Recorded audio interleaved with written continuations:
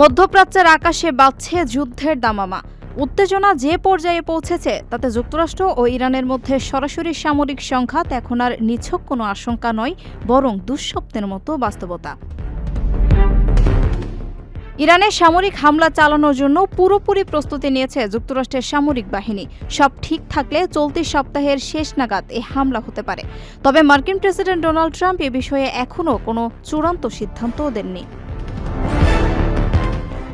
সূত্র মতে গত কয়েকদিন মধ্যপ্রাচ্যে ব্যাপক বিমান ও নৌবাহিনী মোতায়েন করেছে পেন্টাগন। হোয়াইট হাউসকে জানানো হয়েছে সামরিক বাহিনী যে কোনো মুহূর্তে অভিযানের জন্য প্রস্তুত।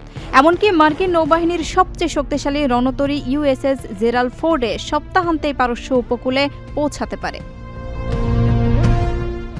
পাশাপাশি যুক্তরাজ্যে থাকা মার্কিন যুদ্ধবিমান ও রিফুয়েলিং ট্যাঙ্কারগুলোকেও মধ্যপ্রাচ্যের কাছাকাছি সরিয়ে নেওয়া হয়েছে। এদিকে স্যাটেলাইট ছবিতে দেখা গেছে ইরান তাদের গুরুত্বপূর্ণ পারমাণবিক স্থাপনাগুলো কংক্রিট ও মাটি দিয়ে ঢেকে সুরক্ষিত করার চেষ্টা করছে। হোয়াইট হাউসের কর্মকর্তারা জানিয়েছেন ট্রাম্প ব্যক্তিগতভাবে হামলার পক্ষে বিপক্ষে নানা যুক্তি দিচ্ছেন। বুধবার হোয়াইট হাউসের সিচুয়েশন রুমে জাতীয় নিরাপত্তা দলের সঙ্গে দীর্ঘ বৈঠক করেন তিনি।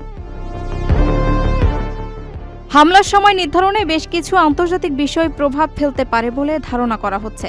আগামী রোববার শীতকালীন অলিম্পিক শেষ হচ্ছে। এর আগে কোনো হামলা না হওয়ার সম্ভাবনা দেখছেন ইউরোপীয় কর্মকর্তারা। এছাড়া গতকাল থেকে পবিত্র রমজান মাস শুরু হয়েছে। যুক্তরাষ্ট্রের মধ্যপ্রাচ্যের বন্ধু দেশগুলো রমজানের সময় হামলার বিরোধিতা করছে। যদিও ট্রাম্প এই বিষয়গুলোকে হামলার ক্ষেত্রে বিবেচনায় নিচ্ছেন কিনা তা এখনও পরিষ্কার নয়। ওমানের সেরা রেট দিচ্ছে বাংলাদেশি প্রতিষ্ঠান গালফ এক্সচেঞ্জ। প্রিয়জনকে টাকা পাঠাতে আজই আসুন আমাদের যে কোনো ব্রাঞ্চে অথবা কল করুন স্ক্রিনে দেয়া নাম্বারে।